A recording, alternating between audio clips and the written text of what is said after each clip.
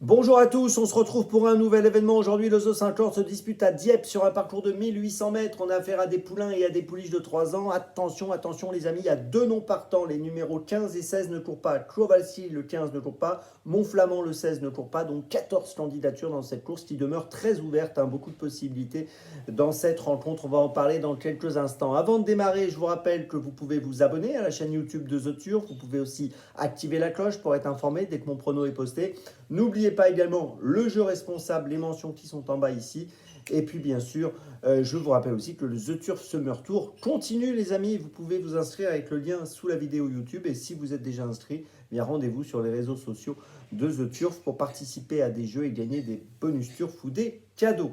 Puis je voulais aussi vous dire un mot sur l'émission Dans mes jumelles que vous pouvez retrouver tous les jours. Je vous donne tous les jours 3 chevaux plus une petite folie. Donc n'hésitez pas à consulter l'émission Dans mes jumelles sur la chaîne YouTube de The Turf. Vous aurez un lien à la fin de la vidéo que vous pourrez cliquer. Sinon, vous allez directement sur la chaîne The Turf sur YouTube donc pour retrouver cette édition. Et puis également sur les réseaux sociaux de The Turf. Allez, on y va. On commence donc pour ce The 50 dans lequel j'ai retenu en tête le numéro 5, Elegant Friend, qui reste sur 2 victoires. Depuis qu'elle porte les œillères australiennes, elle a couru 2 fois, gagné 2 fois. Elle a gagné à Compiègne le 7 juin, elle a gagné à La Teste le 3 juillet sur 2000 mètres les 2 fois. Là, elle va évoluer sur 1800 mètres avec une situation au poids qui a été revue à la hausse, plus 4 kilos. Mais voilà, je pense que sur 1800 mètres, ça devrait aller également. Elle est associée à Michael Barzalona, entraîné par Henri-Alex Pantal, avec ses fameuses œillères australiennes. J'espère une 3e victoire aujourd'hui de suite. En 2e position, j'ai retenu le 10 Star of the Night qui a fini 8e du prix du Nabob dernièrement à Longchamp.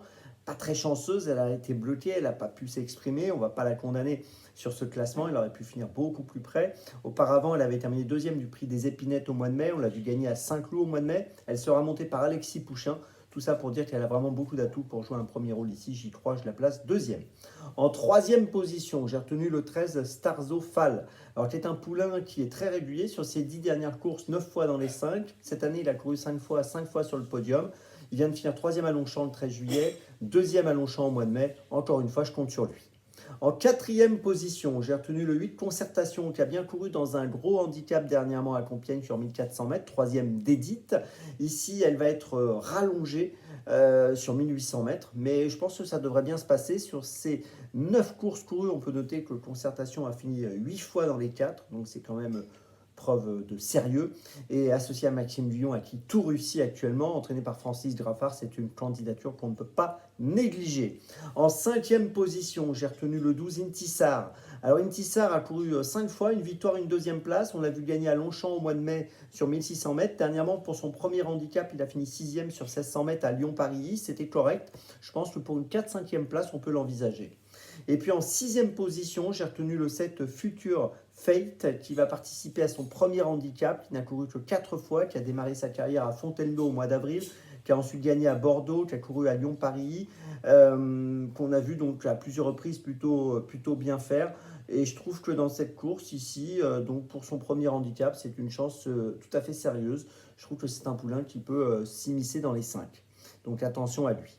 Je vous résume mon choix en 6 donc pour ce The 5 Cordes. Tout d'abord, en tête et en base, 3 concurrents qui me semblent être de bons points d'appui, les numéros 5, 10 et 13. Derrière, j'ai retenu le 8, le 12 et le 7. Et puis maintenant, je vous rappelle que l'horaire de départ aujourd'hui de la course est 18h. N'oubliez pas l'émission Dans mes jumelles avec le lien ci-dessous. Et maintenant, on se retrouve demain. Et d'ici là, avec The Turf, ça va aller.